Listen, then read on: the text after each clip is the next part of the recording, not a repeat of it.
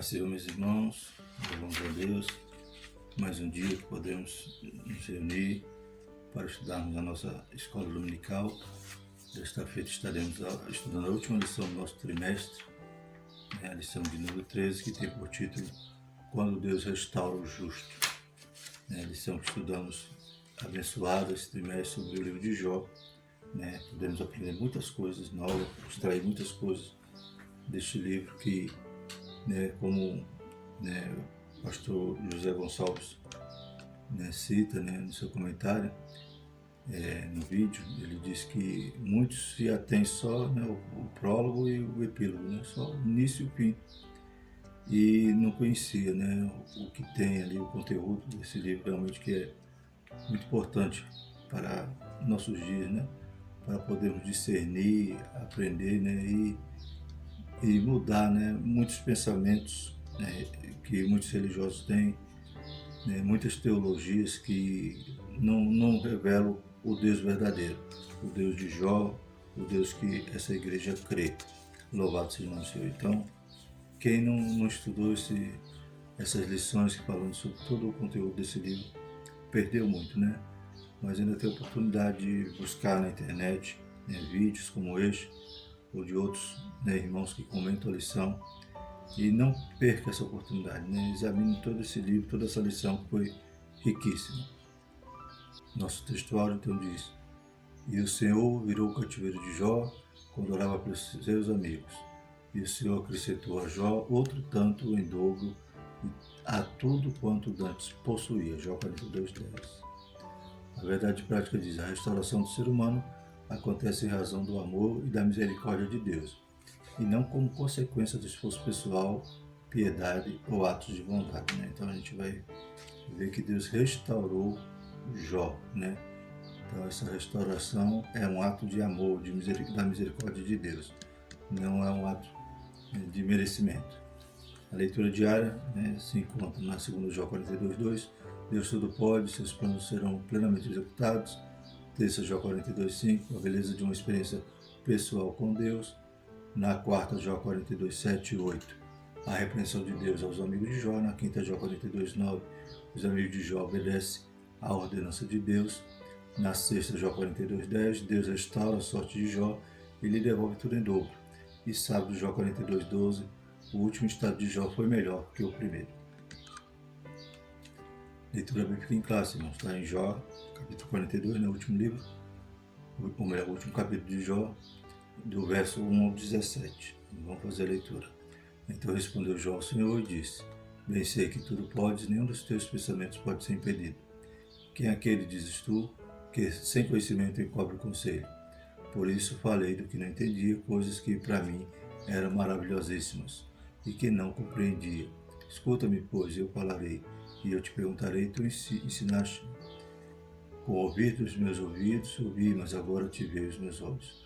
Por isso me abomino e me arrependo, no pó e na cinza.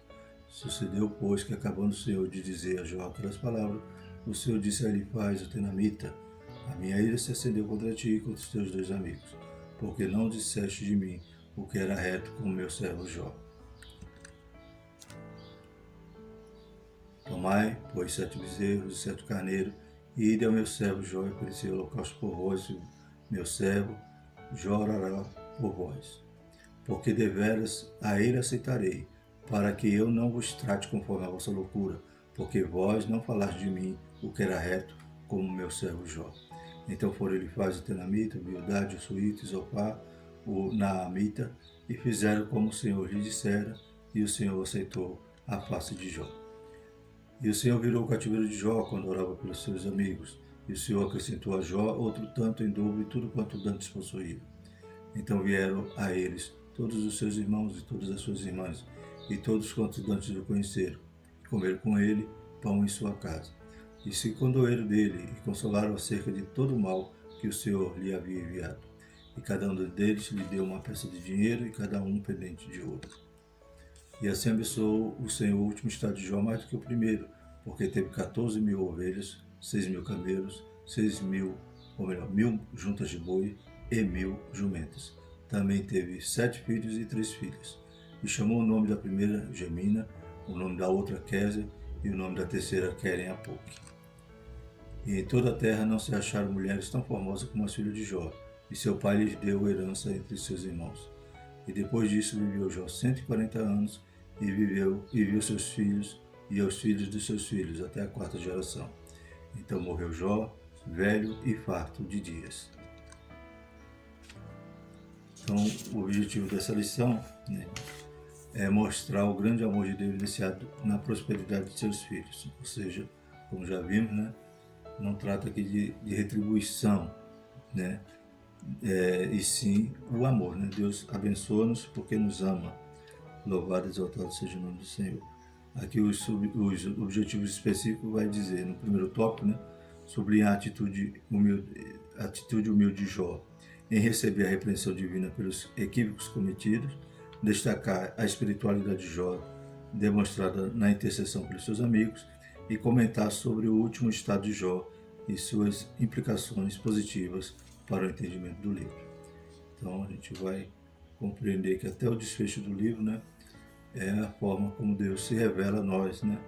Então Jó vai dizer que o seu último estado foi melhor do que o primeiro, principalmente porque a partir de agora, né, ele tinha uma revelação mais, né, real de Deus, né? Ele tinha uma experiência com Deus, né? Além de toda os bens que foi lhe dado em dobro, né? Eu creio que isso não era o fundamental para a vida de Jó, mas sim a comunhão, né?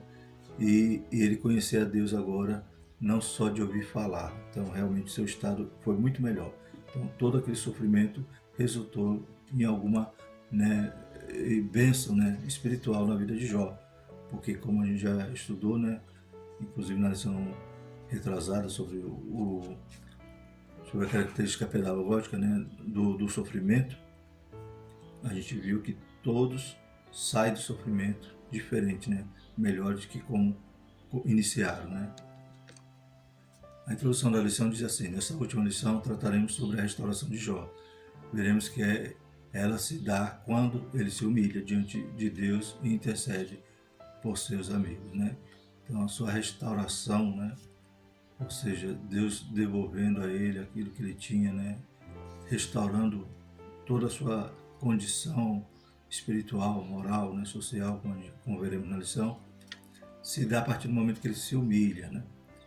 A gente percebe que Jó já estava, né, enveredando por um caminho errado, pois ele começava a apontar ali, né, nos seus argumentos orgulho, né, e, né, havia ali ele querendo se auto-justificar, dizendo que ele poderia ser pesado e não ser achado falta nenhuma dele.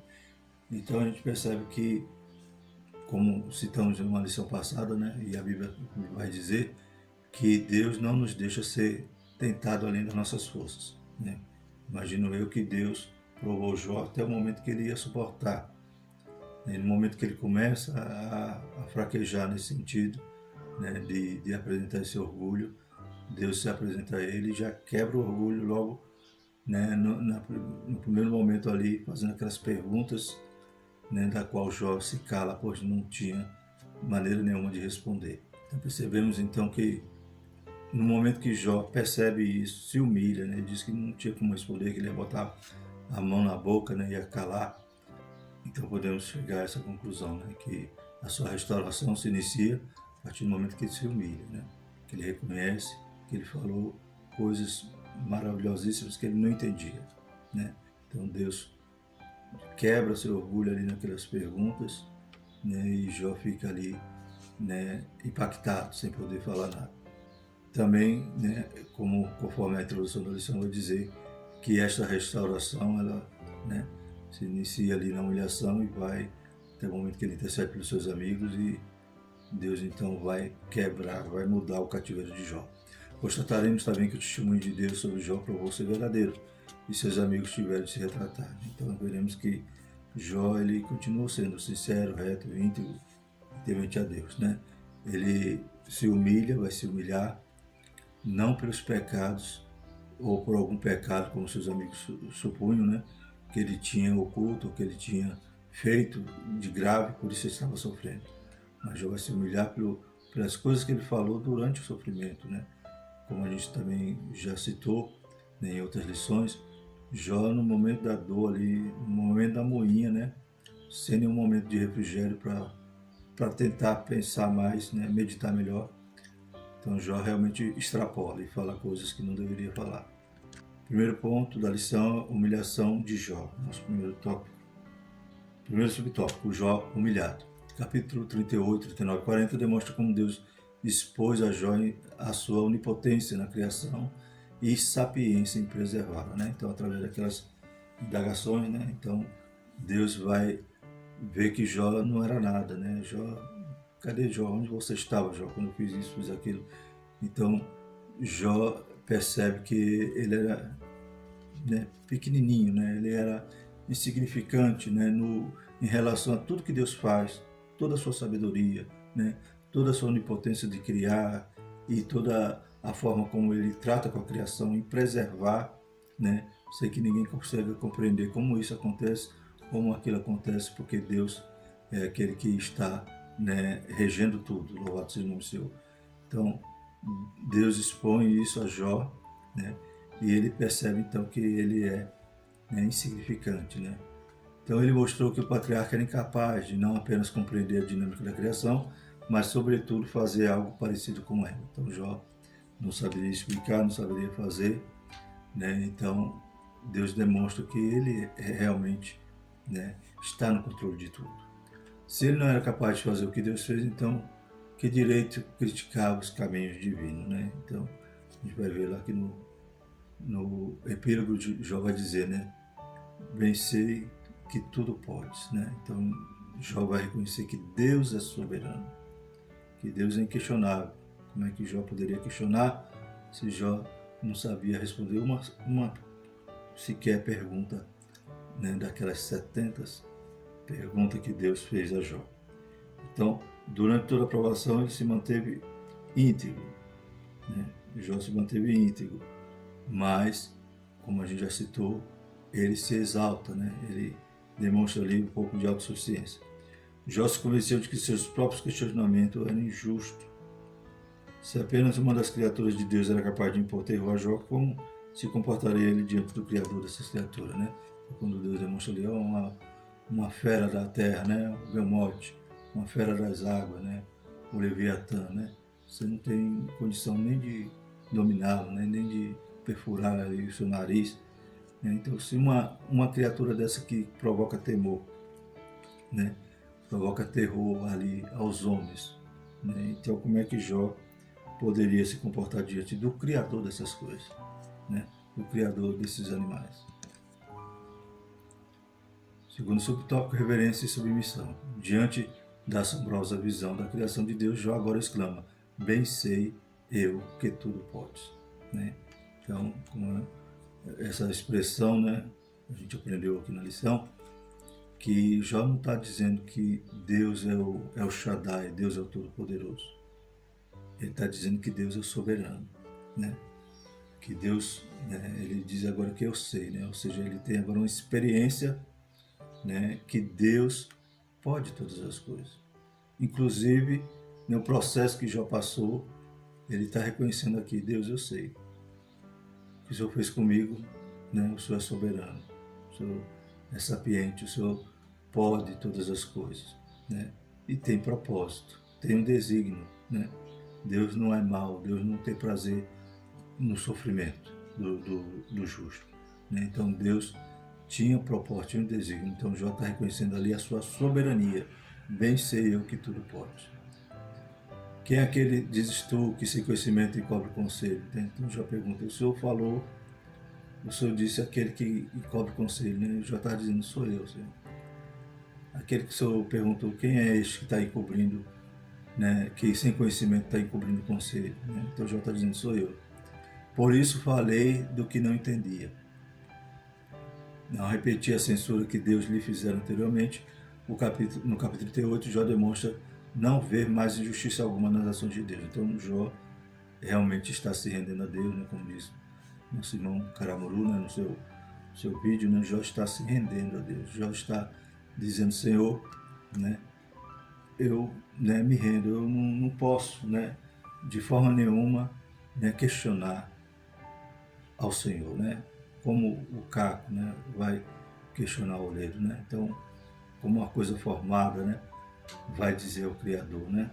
Então, Jó está realmente se rendendo e dizendo, se humilhando ali diante de Deus, né? Ele não está, como citamos, né, exaltando um atributo de Deus da onipotência, mas ele está exaltando ali e reconhecendo que Deus é soberano. Terceiro subtópico, uma experiência viva com Deus. A postura de Jó diante de Deus muda drasticamente. Agora sua atitude é humilde, reflexo de uma experiência viva com Deus, conforme descrita nas seguintes palavras: com ouvidos meus ouvidos ouvi, mas agora te veio os meus olhos. Então Jó falava, expressava, né? Ele tinha ali uma comunhão com Deus, né? Anteriormente, né? Ele sacrificava, santificava, tinha preocupação com seus filhos de estarem, né, de terem pecado porventura contra Deus.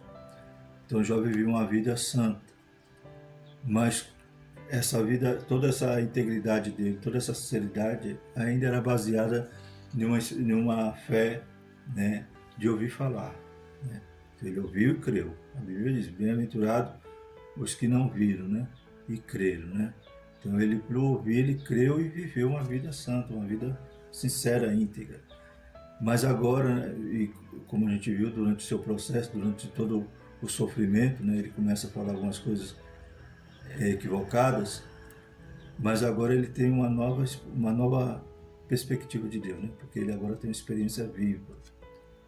Então, é certo que nós cremos através da palavra, mas, né, o importante é que nós vivamos, né, que nós tenhamos um encontro com Deus pessoal, possamos ter experiência dele, com Ele, né? Passar muitas das vezes no meio da moinha, no meio do sofrimento, e com isso a gente vai conhecer melhor ao Senhor, porque a gente vai estar mais aos seus pés, Ele vai falar conosco, Ele vai nos dar promessas vivas e vai cumpri-las. Então Jorge estava agora com essa atitude, né? Uma atitude humilde, e ele dizia: não vou mais falar coisa que eu não sei, né? Não vou falar, não vou extrapolar, né, através dos meus argumentos e querer até, né, dizer que Deus faltou com justiça comigo. Com meus ouvidos eu ouvi, né, mas agora me vê os olhos, né? Segundo o teólogo Roy Zuck, Jó possuía um conhecimento de Deus apenas por tradição, de segunda ou terceira mão, mas agora ele o conhecia por meio de uma experiência pessoal, né? Então, pelo o momento histórico ali que Jó foi escrito, né, é interessante que ainda Deus não havia se revelado a Moisés, não havia dado a lei, né? Mas Jó já tinha temor, né? Conhecia o Deus dos seus pais, já temia, né? E através dessa tradição que seus pais passaram, ele era fiel, reto, temente a Deus. É algo impressionante, né? Mas agora ele tem uma experiência pessoal, tem uma revelação, né, pessoal com Deus, e isso vai transformar a vida de Jó, né? Então aquele sofrimento, né, resultou uma grande recompensa na vida de Jó. Não a financeira, não a sua restauração, né, social, mas a espiritual. Louvado e exaltado seja o nome do Senhor. Não podemos nos contentar com o conhecimento teórico acerca de Deus, mas devemos experimentá-lo. Quando temos experiências vivas com o Altíssimo, renunciamos ao nosso achismo, confessamos nossa miséria no pó e na cinza e rejeitamos nosso orgulho e rebeldia. Deus é glorificado em todas as áreas da vida. Então, tem um ditado que diz assim: filho de peixe, peixinho é, mas filho de crente não é peixinho, né? Não é crentinho. Por quê? Porque ainda que ele tenha toda a vivência, né, numa igreja, ele precisa ter um encontro pessoal com Cristo, né? Precisa experimentar Jesus. E quantos hoje vivem na igreja e, né, se esboçam a sua fé, né, estruturam a sua fé baseados apenas no que ouviu falar, né? E muitas das vezes elabora os tais achismos, como diz aqui na lição, né? E começa, né, ele não examina a palavra, né, que é a revelação viva de Deus, ele não busca o Senhor, não ora, né, não se humilha aos pés do Senhor, e acaba então criando, né, comichão aos ouvidos, e vai atrás de qualquer um que lance fábulas, né, ou outras, né, heresias, e acaba crendo e enveredando por elas. Mas aquele que vive, né, na presença do Senhor, que busca conhecer o Senhor através da sua palavra, na EBD, né, nos cultos, nas doutrinas, então tem prazer na lei do Senhor, medita nela de dia e de noite, né? Ele sabe que, aleluia, a nossa postura diante de Deus tem que ser uma postura humilde, né? Eu tenho que reconhecer que eu sou pó, né? Eu tenho que reconhecer que eu sou, né, dos pecadores o principal, como dizia Paulo, né? Glórias a Deus. E abater todo o meu orgulho e rebeldia, aleluia, e que cada um de nós busquemos ter essa experiência com Deus. Louvado seja o nome do Senhor. E que Deus possa se revelar cada dia mais na vida dos teus santos. Busquemos ao Senhor enquanto podemos achar. Louvado e exaltado seja o Senhor para todo sempre. Segundo ponto, a intercessão de Jó. Então até aqui nós vimos que, né, Jó, ele se humilha, Jó reconhece que Deus é soberano, tudo pode, inclusive em relação à sua vida. E ele tem essa experiência viva com Deus, essa experiência maravilhosa que vai mudar a sua história dali para frente. Vamos falar agora sobre a intercessão de Jó, ou seja, a questão dos amigos de Jó ali, qual era, né, como Deus via, né, tudo aquilo que seus amigos falaram para Jó. A ira de Deus, o primeiro subtópico. Após ter se dirigido a Jó, o Senhor volta-se para Elifaz, o temanita. A minha ira se acendeu contra ti e contra os teus dois amigos, porque não disseste de mim o que era reto, mas o meu servo, ou melhor, não disseste de mim o que era reto, como o meu servo Jó. Então ele faz, os amigos, né, apresentam ali, né, defendem a Deus, apresentam aquilo que eles creem, a sua teologia, mas aquela teologia era contaminada, aquela teologia, né, era apenas tradicionalista, né, era uma teologia de retribuição, toma lá da cá, né, de meritocracia, né, achando que o homem merece qualquer dádiva de Deus, né, achando que havia a retribuição, ou seja, se Jó estava no sofrimento, logicamente, né, ele estaria no pecado, né. Então era algo que eles tinham engessado, né, uma teologia de ouvir falar, né, mas não tinha aquela vivência que o próprio Jó conseguiu elaborar com Deus, né, aquela comunhão, aquela sinceridade que Jó tinha, que o próprio Deus dá testemunho, né. Então quando Satanás diz, eu vim de rodear a terra, né, como se Deus agora vai dizer, viu o meu servo Jó, né, como se na entrelinha estivesse dizendo ali, Satanás viu os homens e viu como eles se comportavam, né, com hipocrisia, com religiosidade aparente, né, falsa, com aquela religiosidade que era a barganha, né, como os amigos de Jó. E Deus fala, viu meu servo Jó? Ele é sincero, ele é reto, ele é temente, ele se desvia do mal. Então quando Deus fala assim para Satanás, ele está dizendo, não, tem crente sincero na terra. Tem pessoas na terra que estão com uma intimidade, com um relacionamento comigo verdadeiro, né? E não apenas teórico. Louvado seja o nome do Senhor. Então, aquilo que ele faz, seus amigos pregavam, né, defendiam, né, e acusavam Jó ali de ser um pecador, aquilo faz com que Deus se ire, porque eles falavam coisas que não eram retas, que não eram verdades.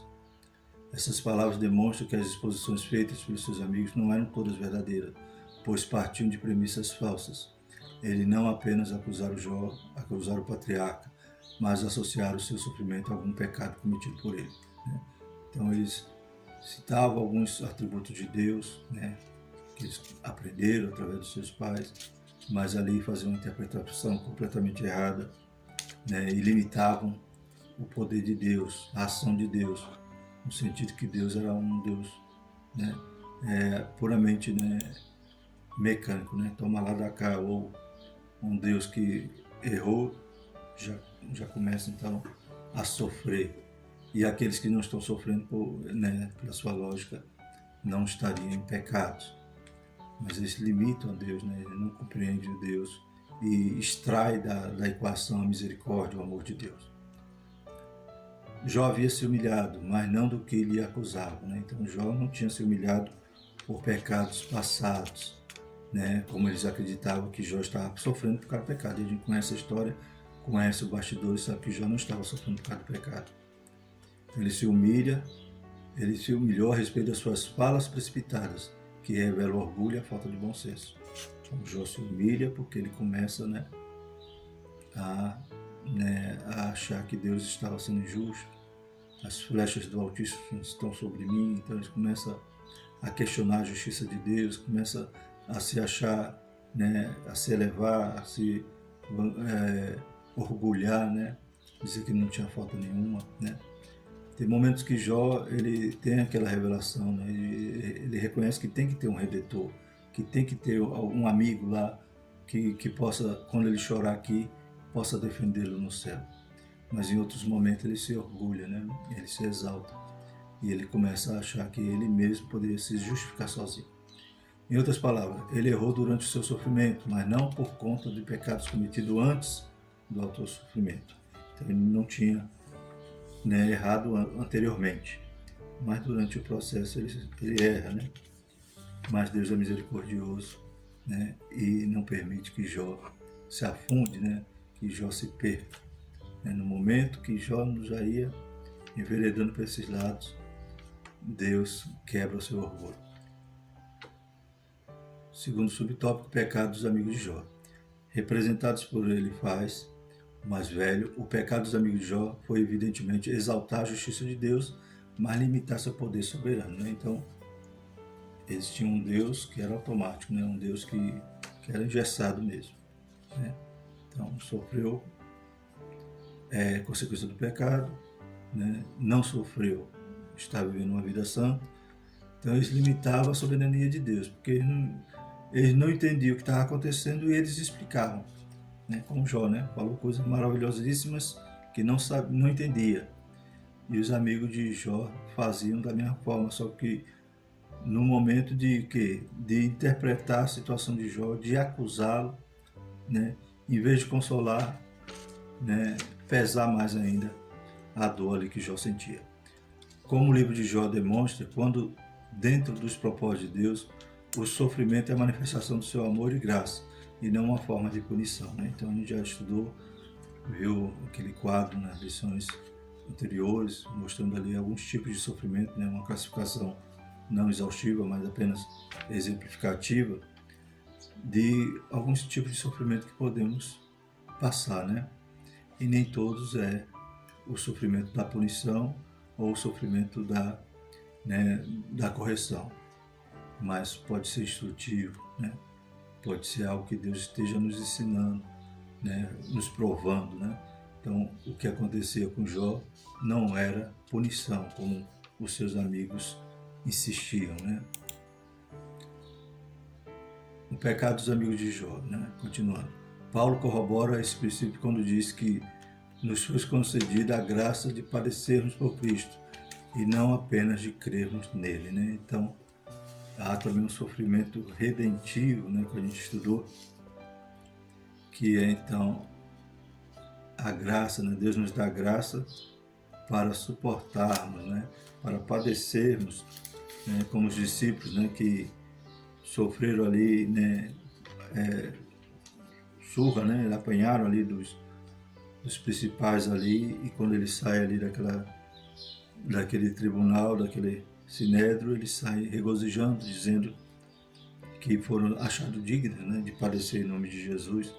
Então, aquele sofrimento, em vez de provocar o desânimo, ou fazer com que eles desistissem da caminhada, pelo contrário, eles regozijaram porque se acharam dignos de padecer em nome de Cristo.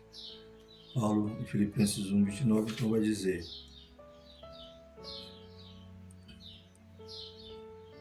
pois a vocês foi dado o privilégio de não apenas crer em Cristo, mas também de sofrer por Ele. Então, muitas das vezes o sofrimento, ele vai nos moldar, nos capacitar, e esse privilégio de sofrer por Cristo, né, é algo que é acompanhado com a graça, né? A graça, né, como Paulo também estava ali com aquele espinho na carne, né? A Bíblia não revela qual é, o que era, mas ele diz que por 3 vezes orou e Jesus falou: Paulo, a minha graça te basta. Glórias a Deus. Então, é um remédio, né? É a anestesia de Deus, né? Não vai sarar a dor, mas vai fazer com que suportemos. Nisto, os amigos de Jó pecaram e por isso precisavam da intercessão do homem de hoje. Então, por eles não aplicar direitinho o que eles tinham, conhecimento superficial de Deus, pelo contrário, eles elaboraram então uma doutrina de tradição ali, eles condenavam a Jó e Deus se irou, e eles tinham agora que, para que Deus perdoasse a eles, aqueles que ele acusavam de pecador, que não eram pecador, ia então interceder por eles. Terceiro subtópico, a oração de Jó. Deus dirige-se aos amigos de Jó e aconselha-os a irem ao patriarca para que este interceda por eles. Este episódio mostra que uma teologia errada, evidentemente, conduz para uma crença igualmente equivocada. Os amigos de Jó defenderam Deus de forma enérgica e sincera, mas errada. Então, a gente tem que examinar as Escrituras hoje para não errar. A gente percebe que quantos estão defendendo ali o seu ponto de vista, de forma enérgica, sincero, achando que está certo, mas muitas das vezes está indo por tradições de homens. O que acontece com o próprio Paulo, ele ali defendia a sua fé, perseguia a igreja, achava que estava correto em bater nos cristãos, em assistir ali no momento que eram castigados, mortos, e de repente então, todo o seu zelo, toda aquela sinceridade, que ele realmente era sincero com Deus, ele percebe que estava no caminho errado.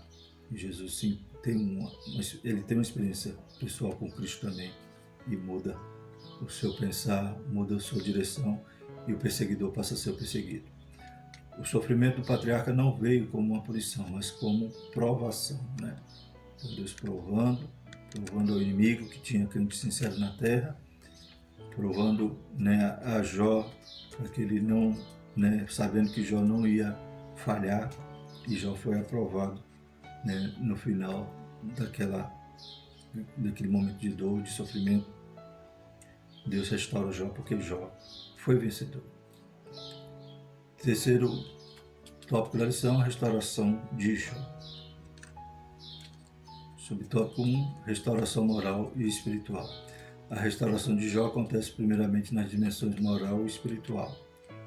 Então, é importante, isso aí, Deus restaura Jó primeiro, moral e espiritual, E espiritualmente por quê? Porque Jó se humilha, Jó, aquelas falhas, aqueles deslizes que ele teve durante os seus lamentos, as suas defesas ali, Então ele se humilha, pede perdão, ele reconhece que Deus é soberano, que ele não podia questionar a Deus. E moral por quê? Porque Jó era tido, como um pecador. Mas quando Deus fala com Jó, todos vão perceber que Jó não era um pecador. Vão aprender ali, através daquela revelação, que Jó estava dizendo a verdade, que ele não tinha nenhuma culpa outrora, anterior. Então, a sua restauração moral é visível. Por quê? Porque aqueles que falavam errado, que acusavam Jó, vão ter que reconhecer, Jó.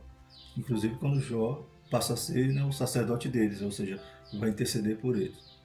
Então eles percebem que Jó realmente não tinha falhado em nenhum padrão moral que eles acreditavam seguir, Pelo contrário, Jó continuara reto, sincero e temente a Deus.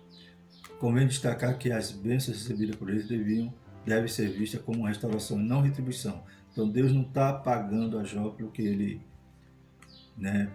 por ele ter persistido, perseverado. Não.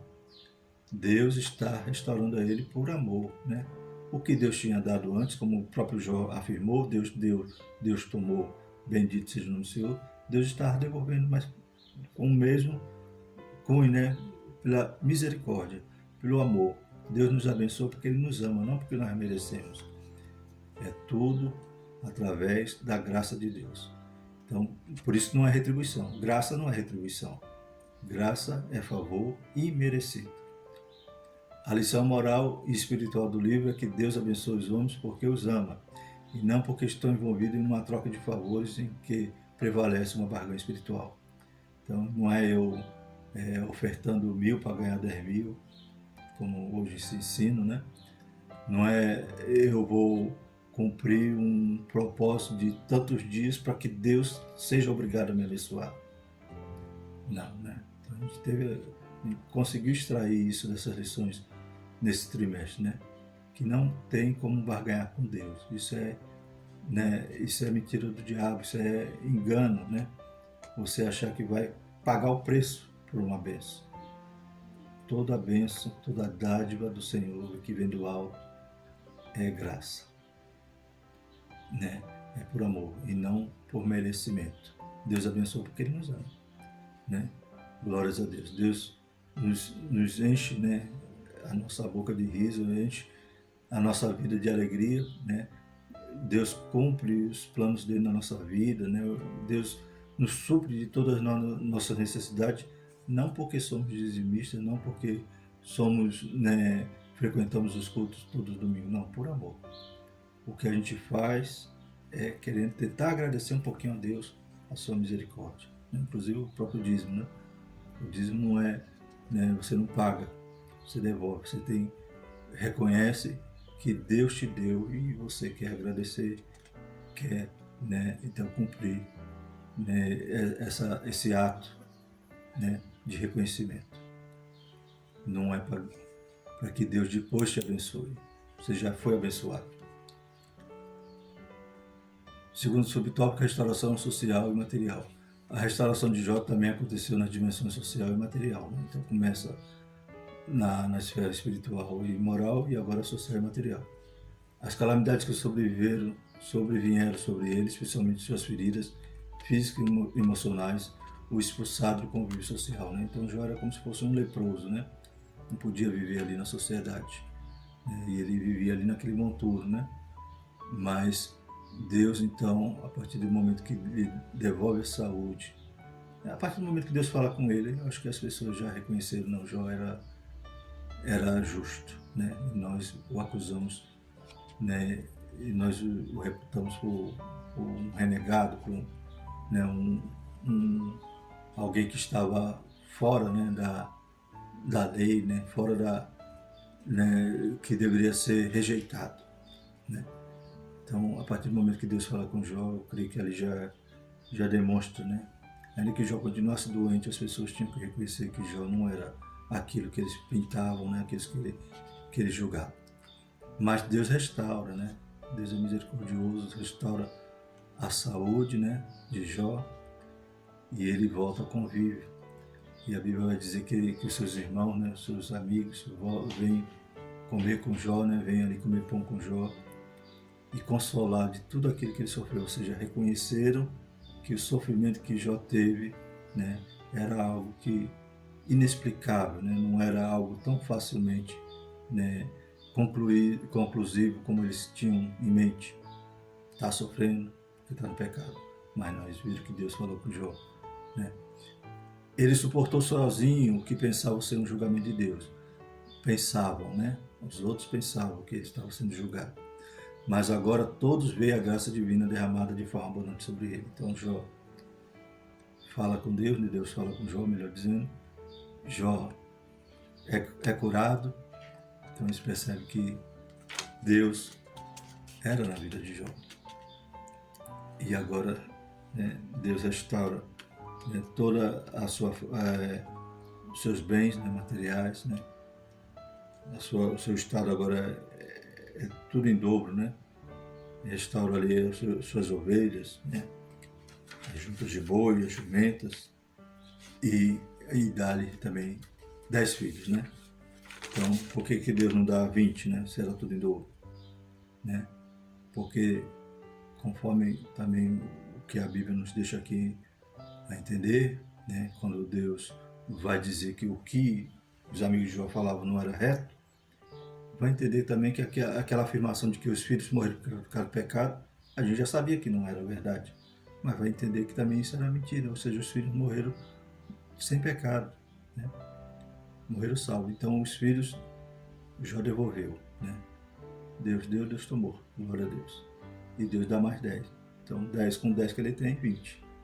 Então ele não precisou Deus dar 20, porque ele já tinha 10 que Deus já tinha tomado. Amém? Glórias a Deus. Então Deus restaura toda a sorte de Jó, né? Começando com o principal, que é o espiritual, né?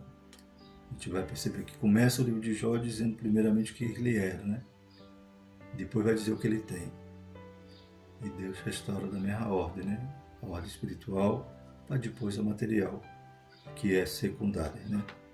E a gente percebe então que Jó, aleluia, o seu estado final é melhor do que quando ele, diante dele passar por todo aquele sofrimento. Principalmente por causa agora da revelação que ele tinha de Deus. Conclusão. Chegamos ao final de mais um trimestre e aprendemos que nem sempre os ímpios são punidos e nem sempre os justos são recompensados. Mas Deus julga os perversos e abençoa os justos, pois todos fazem parte do universo governado por leis e princípios morais, né? Então a gente pode questionar, como Asaf, né? Deus até quando, né? Olha o ímpio prosperando, né? Mas Deus é soberano, né? Deus não se deixa escarnecer. No tempo certo, Deus vai estar governando, está no controle e no tempo certo, né? Ele continua abençoando o justo e julgando os perversos. Todavia, isso não é tudo, né? Deus é soberano e pode atuar fora da linha que habitualmente acreditamos que ele opera. Então, como Deus faz, é com Deus, né? Aleluia. Ele é soberano. Então, ainda que não entendamos, né? Como a Bíblia fala, né? O que faço agora, vocês não entendem agora, mas vão entender depois. Assim podemos aprender que Deus não nos prova porque deseja nos punir, mas porque nos ama, né? Então, até a correção de Deus é o amor, né? Então, ele pode até nos castigar e também é amor. E pode nos, né, provar para poder nos provar, para sermos aprovados, também é um reflexo do seu amor na nossa vida, para que possamos crescer espiritualmente. Ele deseja demonstrar ao seu adversário, o diabo, que os homens podem servi-lo sinceramente, né? Por isso que começou o livro, tem visto meu servo Jó, ele é diferente, tem crente sincero na terra. E sem, né, servi-lo sinceramente, sem uma relação de troca. Jó provou que o diabo estava errado e que Deus esteve sempre certo, né? Então Jó, aleluia, o diabo perdeu aquela aposta e Deus provou que tem crente sincero. E Jó, né, serviu a Deus nesse propósito.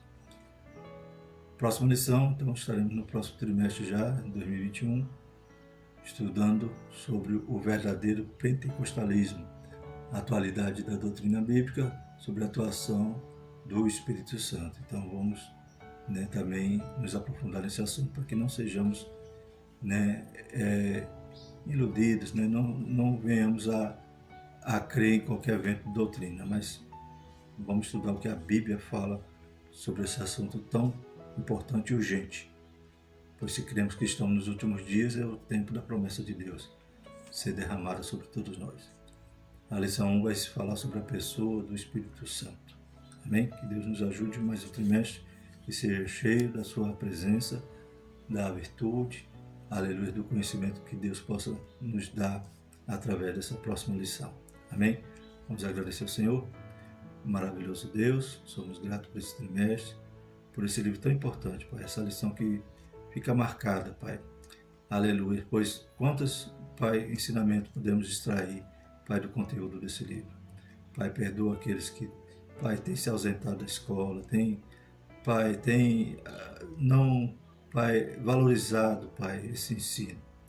Deus, vai despertando a Tua igreja. Vai, Pai, conduzindo cada um, Pai, aleluia, no caminho reto, plano, aprendendo de Ti, aprendendo da Tua palavra, que é lâmpada para os nossos pés e luz para o nosso caminho.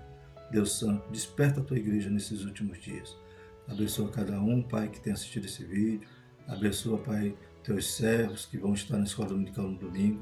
Visita, Pai, com poder e glória, Pai, nesse domingo, cada classe. Para a glória do seu santo nome, abençoa os professores, o superintendente. Em nome de Jesus, Pai, nos dá graça, nos dá sabedoria, Pai, e capacitação, Pai, para que possamos conduzir a Tua obra, Pai, sermos cooperadores de Ti, Pai, em nossas igrejas, em nossas classes. Em nome de Jesus, visita cada um, nós te pedimos e te agradecemos. Em nome de Jesus. Amém. A graça do nosso Senhor Jesus Cristo e o amor de Deus e a consolação do Espírito Santo permaneça sobre nós, hoje e para todo sempre. E a igreja diz, amém.